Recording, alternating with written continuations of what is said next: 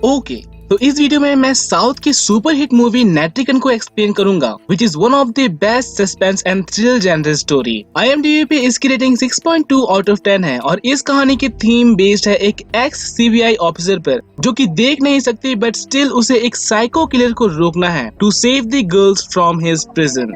Movie की starting होती है एक नाइट क्लब से जहाँ पर सभी लोग एंजॉय कर रहे होते हैं और इसमें से एक आदित्य भी होता है। ये एक सिंपल येट इमेच्योर पर्सन होता है जो कि उन लोगों को अपना दोस्त बना लेता है जो कि ड्रग्स की डीलिंग्स में इन्वॉल्व होते हैं, बट स्टिल इन लोगों के साथ रहने के बावजूद वो ड्रग्स और अल्कोहल को हाथ नहीं लगाता अपनी सिस्टर की वजह से।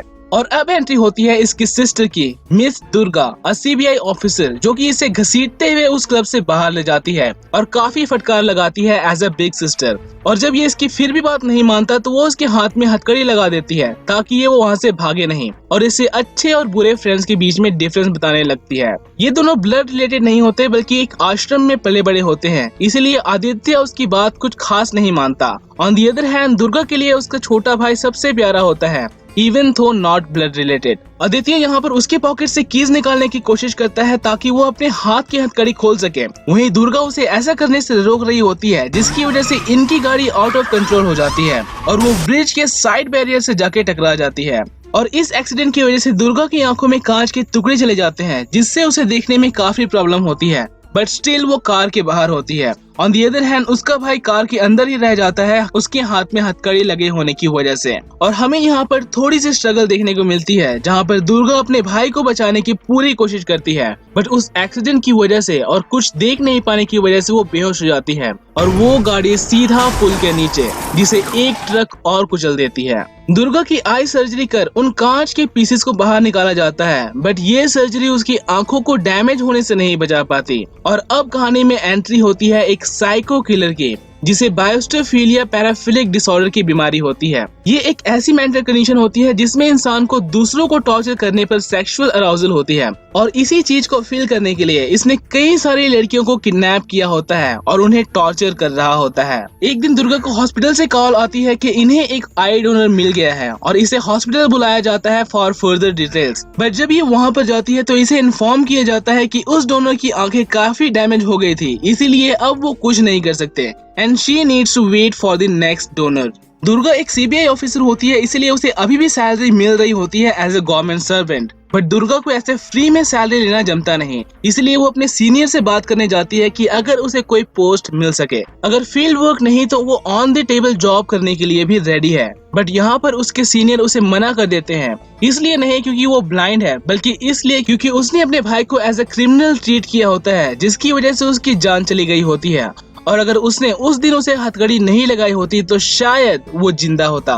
दुर्गा जब यहाँ से निकलकर आश्रम में जाती है जहाँ पर वो पली बड़ी हुई तो यहाँ की केयर टेकर भी उसे सेम ही चीज कहती है कि अगर उसने उसे उस दिन हथकड़ी नहीं लगाई होती तो शायद वो जिंदा होता, जिससे दुर्गा काफी चिढ़ जाती है और वो वहाँ से जाने लगती है क्योंकि ये सब के सब एक तरह से उसे ही दोषी बता रहे होते हैं। और ये बस स्टैंड पर जाकर अपने कैब ड्राइवर के आने का इंतजार करने लगती है, बट काफी बारिश होने की वजह से वो काफी देर तक नहीं आता, जिसकी वजह से ये उसके ऑफिस में कॉल करती है तो इसे इन्फॉर्म किया जाता है कि वो कुछ ही देर में वहाँ पर आता होगा। और इसी तरह से कई घंटे वहाँ पर निकल जाते हैं बट उस ड्राइवर का कोई भी अता पता नहीं होता और इसे यहाँ पर इतनी देर से खड़े ऑब्जर्व कर रहा होता है ये क्रिमिनल जो कि इसे अपना नेक्स्ट शिकार बनाने के लिए उसकी तरफ अप्रोच करता है। और जब ये वहाँ पर अपनी गाड़ी रोकता है तो दुर्गा उसे अपना कैब ड्राइवर समझती है और उसके कार में जाकर बैठ जाती है।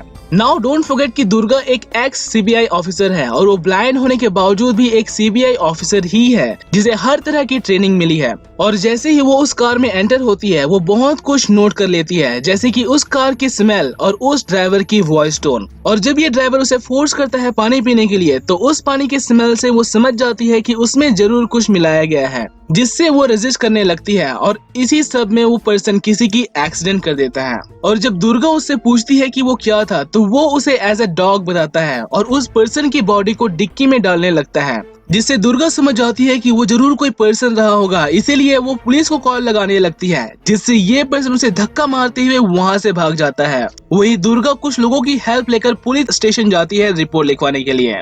Now considering it a Indian movie, हमें यहाँ पर पुलिस के साइड से केयरलेसनेस देखने को मिलती है और इस केस को एक ऐसे ऑफिसर को ट्रांसफर किया जाता है जो कि न्यूली ज्वाइन हुआ है और ज्वाइनिंग के फर्स्ट मिशन पर ही वो अनसक्सेसफुल हो जाता है। और इस ऑफिसर का नाम होता है मणिकंदन और थाने में सब इसे इडली सांबर बुलाते हैं क्योंकि जिस क्रिमिनल को ये पकड़ने गया था वो उसके चेहरे पर इडली सांबर फेंक कर भाग जाता है। और जब ये केस इसके पास आता है तो वो भी इस केस को इतना सीरियसली नहीं लेता। जस्ट इमेजिन एक ब्लाइंड लेडी FIR लिखवाने आई है, वो क्या इन्फॉर्मेशन उस FIR में लिखेगा। पर इसके होश तब उड़ जाते हैं जब दुर्गा उसके बारे में सब कुछ बताने लगती है, like height, weight, voice tone and even कि वो उस ड्राइवर का एज तक बता देती है। और इतना ही नहीं, वो इस पुलिस ऑफिसर के बारे में भी सब कुछ पॉइंट टू पॉइंट बता देती है, जिससे वो चेक करने लगता है कि क्या सच में ये ब्लाइंड ही है। और अब इस FIR के रजिस्टर होने के बाद ये एक ऐसी टैक्सी की तलाश करने लग जाते हैं जिसकी फ्रंट विंडशील्ड टूटी हो, क्योंकि उस एक्सीडेंट की वजह से दुर्गा ने उस कार के विंडशील्ड की टूटने की आवाज सुनी थी। और अब यहाँ पर इनके लिए दो प्रॉब्लम्स सामने आती हैं। पहला ये कि दुर्गा देख नहीं सकती, इसीलिए वो उस कार को टैक्सी समझ रही होती है। On the other hand Manikandan एक न्यू ऑफिसर होता है जिसने इस तरह के केस को कभी भी हैंडल नहीं किया होता, इसीलिए वो इस केस को अपने तरह से हैंडल करता है और इस बात को फैलाता है कि उसे एक ऐसी टैक्सी के बारे में इंफॉर्मेशन चाहिए जिसकी विंडशील्ड टूटी हो और जो भी इस इंफॉर्मेशन को देगा वो उसे 2000 का इनाम देगा for the information.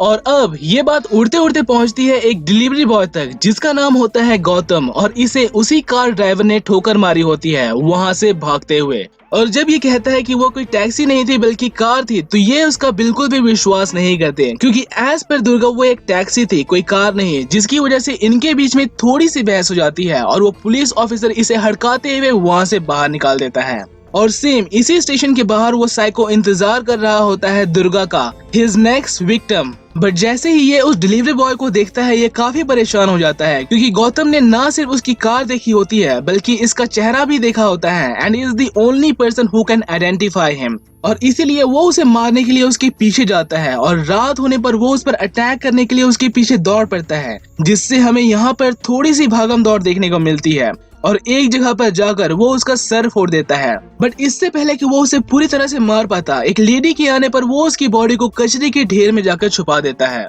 On the other hand जब इन्हें उस टैक्सी के बारे में कुछ भी इन्फॉर्मेशन नहीं मिलती तो ये गौतम की बात को सच मानकर उससे मिलने जाते हैं ताकि वो उससे और भी इन्फॉर्मेशन निकलवा सके। और जब ये उसके घर के पास पहुंचते हैं तो उसकी बॉडी को एम्बुलेंस में डालकर हॉस्पिटल ले जाया जा रहा होता है और गौतम की हालत यहाँ पर काफी क्रिटिकल होती है, बट स्टिल उसकी बॉडी में अभी भी जान बाकी होती है। और उसकी देखभाल करने के लिए दुर्गा एक रात हॉस्पिटल में ही रुकती है, क्योंकि गौतम एक तरह से उसे उसके छोटे भाई आदित्य की याद दिला रहा होता है जो कि अब इस दुनिया में नहीं है। और जब गौतम होश में आता है तो वो इन पर काफी गुस्सा करता है, क्योंकि अगर इन दोनों ने उसकी बात मानी होती तो शायद इसके साथ ऐसा नहीं हुआ होता। इसलिए वो इस केस में इनकी अब और मदद नहीं करने की बात कहता है। और जब दुर्गा घर जाती है तो वही सेम पर्सन इसे कॉल करता है कि ये भले ही उसे ना देख पाए बट वो पर्सन उसे हमेशा ही देख रहा है। Consider it as a warning कि वो दुर्गा की हर मूवमेंट पर नजर रखे हुए है, जिससे दुर्गा काफी घबरा जाती है और वो गौतम को वार्न करने के लिए एक बार फिर से हॉस्पिटल जाती है। बट यहाँ पर गौतम उसे छुटकारा पाने के लिए उसे इग्नोर करने लगता है और वहाँ से चुपचाप निकल जाता है। बट यहाँ पर दुर्गा फिर भी हार नहीं मानती और वो उसका स्टेशन तक पीछा करने लगती है। बट जब गौतम फिर भी कोई रेस्पॉन्स नहीं करता तो वो मेट्रो में चढ़ जाती है टू रिटर्न बैक होम। और सेम इसी का पीछा करते हुए वो किलर इसी मेट्रो में चढ़ जाता है, जिसे गौतम नोटिस करता है। But it was too late, क्योंकि गाड़ी अब चलने लगती है और दुर्गा को बचाने के लिए गौतम उस स्टेशन से बाहर निकलकर अगली स्टेशन की ओर भागता है और वो रास्ते में दुर्गा को वार्न करता है कि वो किलर उसी ट्रेन में है और अगली स्टेशन में उसे किसी भी तरह से उतरना होगा। ये व्हाट्सएप पर उसे लाइव कॉल करता है ताकि ये उसे गाइड कर सके। और दुर्गा के ट्रेन से उतरते ही एक्शन शुरू। और जब ये पर्सन उसे पकड़ता है तो दुर्गा उसके फेस पर पेपर स्प्रे कर देती है, जिससे उसे भागने के लिए थोड़ा सा एक्स्ट्रा टाइम मिल जाता है। और वहीं गौतम उसे गाइड कर रहा होता है कि ठीक सामने एक मॉल है और उसे उसके अंदर एक सिक्योरिटी गार्ड जरूर मिलेगा। और जैसे ही वो क्रिमिनल उसे मॉल के अंदर जाते हुए देखता है वो एक बार फिर से उसके पीछे पड़ जाता है और दुर्गा के लिफ्ट के अंदर जाते ही वो एक इंजेक्शन उसके गर्दन में घुसा देता है। बट लकीली उसका डॉग वहाँ पर आ जाता है जो कि अपनी जान देकर दुर्गा को बचा लेता है। और वहीं दुर्गा को उस मॉल के कर्मचारी हॉस्पिटल लेकर जाते हैं। और जब दुर्गा होश में आती है तो अपनी डॉग को जिंदा ना पाकर उसे काफी अफसोस होता है। अब एक तरफ जहां पर इस पर्सन की स्केच बनवाई जा रही होती है, तो वहीं फॉरेंसिक से इन्हें रिपोर्ट मिलती है कि उस इंजेक्शन में प्रोपोफॉल नाम का केमिकल यूज किया गया था।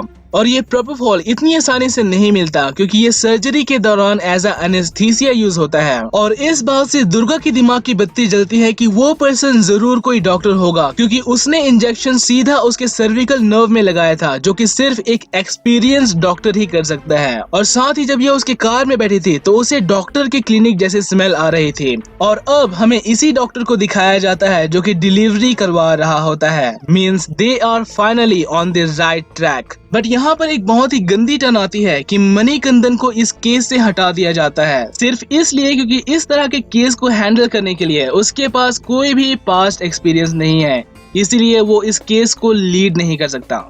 और जब ये इस बात को दुर्गा को बताता है तो वो उसे अपना साथ देने के लिए कहती है, क्योंकि इस आदमी को पकड़ना अब इनकी फर्स्ट प्रायोरिटी होती है, नहीं तो वो हजारों लड़कियों को अपना शिकार बनाएगा। और ये उन गायब हुई लड़कियों की फैमिली वालों से मिलने जाते हैं ताकि इन्हें कोई इन्फॉर्मेशन मिल सके। और जो लड़की रिसेंटली गायब हुई है उसकी एक फ्रेंड को जब ये फोर्स करते हैं तो वो सब कुछ बताने लगती है कि उसकी फ्रेंड प्रेग्नेंट थी और ये बात किसी को पता ना चले, इसीलिए ये एक ब्रोकर के जरिए एक डॉक्टर से मिलते हैं। इन्हें पता नहीं होता कि अबॉर्शन इंडिया में लीगल है इन अ कंडीशन की फीटस 20 वीक्स के अंडर हो। और उसी अबॉर्शन के बाद से ही उसकी फ्रेंड गायब हो जाती है।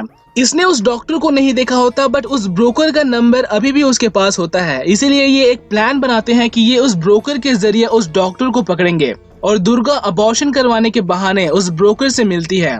और वहीं मणिकंदन अपने सीनियर से रिक्वेस्ट करता है कि उसे पुलिस ऑफिसर्स की फोर्स चाहिए उस डॉक्टर को पकड़ने के लिए। और वहीं वो ब्रोकर दुर्गा की आंख में पट्टी बांधकर उसे एक अननोन जगह पर ले जाता है। And as per plan Gautam उसको फॉलो करने लगता है, बट एक जगह पर जाकर गौतम को ट्रैफिक पुलिस वाले रोक लेते हैं और वो वैन गायब। And same on the other hand police officers Manikandan की एक भी बात नहीं मान रहे होते। Means Durga is completely on her own now. Gautam उस वैन को ढूंढने के लिए उसका नंबर अपने व्हाट्सएप ग्रुप में शेयर करता है, क्योंकि यही उसकी आखिरी उम्मीद होती है टू सेव दुर्गा। और वहीं दुर्गा कॉन्फिडेंटली उसके सामने जाती है, क्योंकि उसे पूरा यकीन होता है कि पुलिस और गौतम उसे बचाने के लिए जरूर आएंगे। बट सैडली उसकी हेल्प के लिए कोई भी नहीं आता और दुर्गा को एक हॉरिफाइंग मोमेंट से गुजरना पड़ता है और वो अपनी जान बचाने के लिए उस पर हर एक चीज उठाकर फेंकने लगती है। और काफी संघर्षों के बाद वो फाइनली एक पिन उसकी गर्दन में घुसा देती है और इस पिन में लगी होती है प्रोपोफॉल, वही सेम केमिकल जिसको यूज करके ये डॉक्टर उन लड़कियों को बेहोश किया करता था। और अब गौतम भी अपने साथियों के साथ वहां पर आ जाता है और इस साइको को कर लिया जाता है अरेस्ट। और जब इससे पूछताछ होती है तो ये फिर भी कुछ नहीं बताता कि इसने उन लड़कियों को कहां पर छुपा कर रखा है। इसीलिए पुलिस 2 ग्रुप बनाकर इसके घर और उस हॉस्पिटल की छानबीन करने के लिए जाते हैं। और वहीं दुर्गा आश्रम में जाती है गौतम के साथ और स्टेशन में बच जाते हैं तो सिर्फ 3 ऑफिसर्स इंक्लूडिंग मणिकंदन। और वो पर्सन लॉकअप से निकलने के लिए खुद को नुकसान पहुंचाने लगता है और इन सबको ब्लैकमेल करने लगता है कि अगर वो लॉकअप के अंदर मर गया तो इनका क्या होगा। और उस स्टेशन की रेपुटेशन एक्सेट्रा एक्सेट्रा कह के इन सब की माइंड के साथ खेलने लगता है और अपने सर को इंटेंशनली लोहे के साथ मारता हुआ बेहोश हो जाता है। और जब ये उसे चेक करने के लिए जाते हैं तो ये उन सब को मार डालता है। और अब इसका मेन इंटेंशन होता है दुर्गा को खत्म करना और वो मणिकंदन के फोन से इनका लोकेशन पता कर लेता है। और अब यहाँ पर होती है आर्या पार की संघर्ष, जिसमें वो गौतम को मारकर बेहोश कर देता है और फिर वो दुर्गा को मारने के लिए उसके पीछे पड़ जाता है। ऑनेस्टली स्पीकिंग ये सीन पूरे 25 मिनट की है और हमें यहाँ पर चूहे बिल्ली की खेल देखने को मिलती है। और इस सीन को देखते हुए तो मैं भी कहने लगा था कि यार अब बस खत्म हो भी जा। सबसे पहले दुर्गा इसे जलाती है और जब ये फिर भी नहीं मरता तो वो उसे ईंट से मार मार कर पूरी तरह से मार ही डालती है। और वहीं पुलिस वाले उन किडनैप लड़कियों को बचाने में कामयाब हो जाते हैं। सैडली यहाँ पर मणिकंदन की डेथ हो जाती है, बट मरते वक्त वो अपनी आंखें डोनेट कर देता है दुर्गा को, जिससे दुर्गा एक बार फिर से देख पाती है and joins the CBI again. और मूवी यहाँ पर खत्म हो जाती है। ये पूरी मूवी 2.5 घंटे की है, which is really too much for a suspense thrill movie, क्योंकि एक सस्पेंस थ्रिल मूवी को 1.5 घंटे के अंदर खत्म हो जाना चाहिए, नहीं तो वो अपनी एसेंस खो देता है। And I hope you guys enjoyed this story. So मिलते हैं एक नई वीडियो में एक नई स्टोरी के साथ। टिल देन टेक केयर, सी या।